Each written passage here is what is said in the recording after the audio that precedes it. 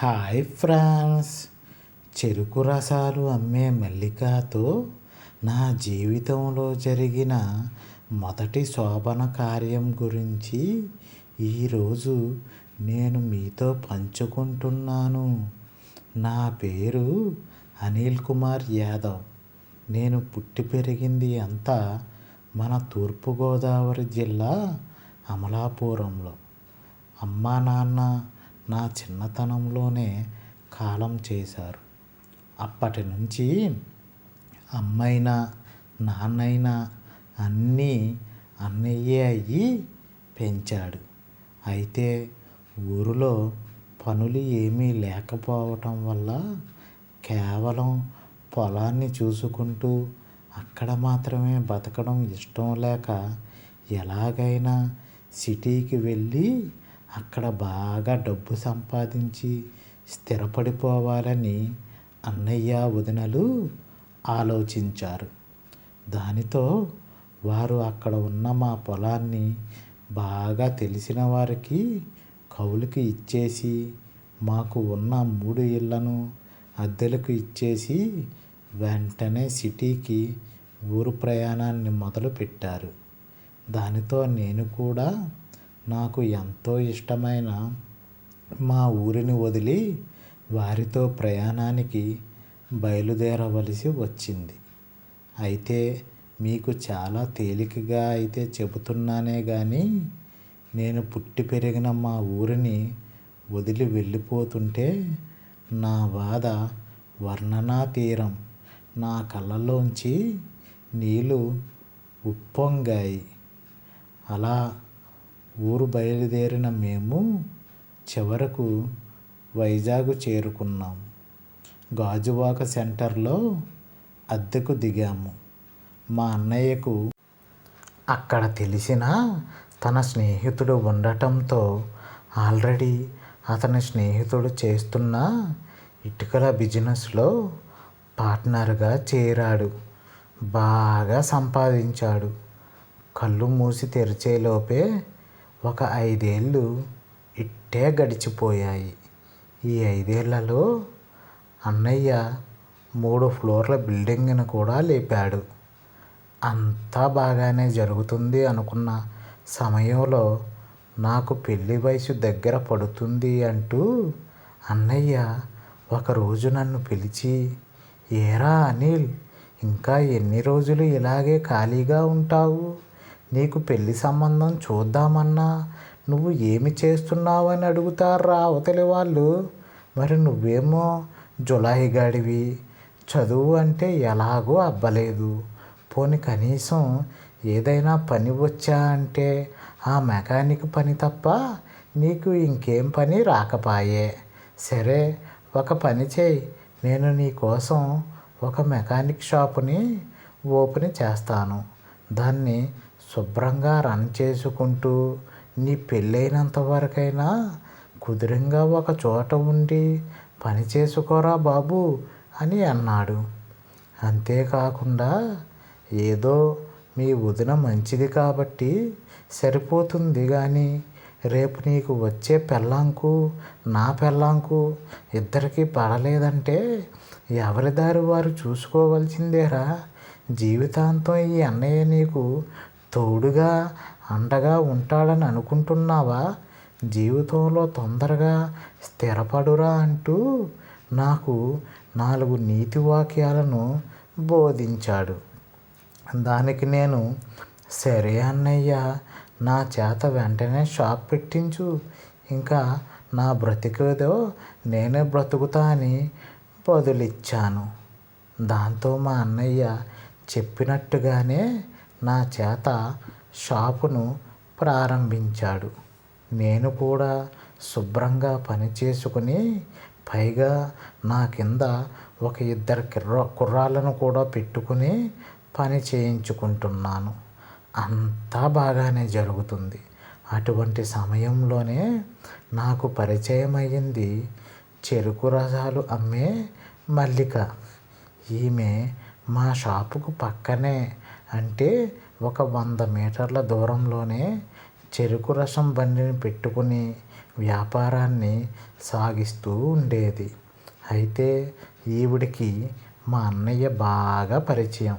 బావగారు బావగారు అంటూ అస్తమానం సతాయిస్తూ చాలా చలాకీగా కలుపుగోలుతనంతో మాట్లాడుతూ ఉండేది. అయితే అప్పుడప్పుడు మా షాపు దగ్గరకు కూడా వచ్చేదనుకోండి. నేను పరిచయం తక్కువైనప్పటికీ కూడాను చిన్న బావగారు చిన్న బావగారు అంటూ నాతో ఎటకారాలు ఆడేది. కానీ నేను పెద్దగా వాటిని ఎప్పుడూ పట్టించుకునేవాడిని కాదు. అయితే ఒకరోజు ఆదివారం కావటం వల్ల నేను షాపును తీయలేదు. కానీ శనివారం రాత్రి షాపు క్లోజ్ చేసుకుని వెళుతూ ఉండగా షాపులో నా పర్సును మర్చిపోయాను. దాంతో మరునాడు ఉదయం వచ్చి మూసి ఉన్న నా షాపును తీసి పర్సు తీసుకుని వెళ్ళిపోతూ ఉండగా ఉన్నట్టుండి ఒక్కసారిగా ఉరుములు మెరుపులతో కూడిన వర్షం మొదలైంది. అది మామూలు వర్షంగా అయితే నాకు అనిపించలేదు.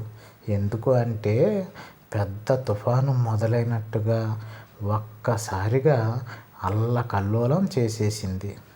వాతావరణం అంతా చల్లగా ఐసులా మారిపోయింది. ఒక్క అర్ధగంటలో వాతావరణ రూపురేఖలే మారిపోయాయి. అయితే నేను నా షాపు లోపలే ఉండి అంతా చూస్తున్నాను. వీధిలో ఒక్క మనిషి కూడా కనబడటం లేదు. కనీసం కుక్క కూడా తిరగడం లేదు. వాతావరణం అంతా ఉన్నట్టుండి చీకటిగా మారిపోయింది. అప్పుడే చూశాను మల్లికని. పాపం చెరుకు రసం బండి దగ్గర చిన్న గోనె సంచిని పట్టుకొని వర్షం నీరు తనపై పడకుండా ఆ గోనె సంచిని తలపై అడ్డు పెట్టుకుని నుంచుని ఉంది. అయినా కూడాను తను పూర్తిగా ఆ వర్షంలో తడిసి ముద్దయిపోయింది. తనని అలా చూసేసరికి నాకు చాలా జాలి వేసింది. వెంటనే మల్లికని పిలిచి నా షాపులోకి రా, బాగా తడిసి ముద్దయిపోయావంటూ గట్టిగా కేకని వేశాను. వెంటనే మల్లిక అలాగే బావగారు వస్తున్నా అంటూ నా షాపులోకి వచ్చింది. అయితే ఆ వర్షపు జల్లులు మా షాపులో కూడా తుంపర్లులాగా పడుతూ ఉండటంతో నేను మా షాపు డోర్ షట్టర్ని కిందకు దించేశాను. అయితే అలా పూర్తిగా వర్షంలో తడిచిపోయి లోపలికి వచ్చిన మల్లిక లోపలి అందాలు నాకు పూర్తిగా దర్శనమిచ్చాయి. పోని తుడుచుకోవటానికి టవలైనా ఇద్దాము అనుకుంటే అప్పుడు నా దగ్గర టవల్ కూడా లేకపాయే. దానితో మల్లిక అక్కడే తన పైటను తీసి బాగా పిండుకుని ఆరబెట్టుకుంటుంది. తనని అలా చూసేసరికి నాలో ఉన్న తుంటరి కాముకుడు జివ్వు జివ్వుమంటూ పైకి లేచాడు. తనని ఎలాగైనా కెవ్వు కెవ్వుమని కేకలు పెట్టించాలని లోపల నుంచి నన్ను కోరాడు. దానికి సరే అన్న నేను మల్లికని కింద నుంచి పై వరకు ఒక 5 సార్లు మొత్తం నా చూపులతో స్కానింగ్ చేశాను. దానికి మల్లిక నా వైపు చూసి చిప్పాడు, బావగారు ఏంటి నన్ను కొరుక్కు తినేసేలా చూస్తున్నారు అంటూ నాతో తుంటరి సరసం ఆడబోయింది.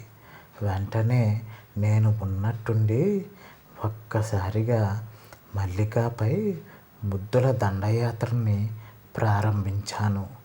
మల్లిక కూడా నాకు అడ్డు ఆపు ఏమీ చెప్పలేదు. పూర్తిగా సహకరించింది. దానితో ఆమె తడిసిన బట్టలను పూర్తిగా ఆమె ఒంటిపై నుండి ఒలిచేశాను. ఆమెను పూర్తి నగ్నంగా చేసి సయ్యాటను ఆడుకున్నాం. ఆ వర్షంలో మా మధ్య చెలరేగిన కారు చిచ్చును ఒకరికి ఒకరై తోడై చల్లార్చుకున్నాము. అంతటి చల్లని వర్షంలో మా శరీరాలు వెచ్చని కౌగిలిని కోరుకున్నాయి. దాంతో ఒకరి శరీరాలను మరొకరికి పూర్తిగా సమర్పించుకున్నాము. ఈ విధంగా ఆనాడు ఏర్పడిన భయంకరమైన వర్షం కారణంగా మల్లికాకు నాకు మధ్య పవిత్రమైన ప్రేమబంధం ఏర్పడింది. ఇట్లు మీ అనిల్ కుమార్ యాదవ్. ఓకే ఫ్రెండ్స్, ఈ రోజుకైతే ఇదేనండి మన స్టోరీ. మా వీడియో కనుక మీకు నచ్చినట్టయితే లైక్ చేయండి, షేర్ చేయండి, సబ్స్క్రైబ్ చేయడం మాత్రం మర్చిపోకండి.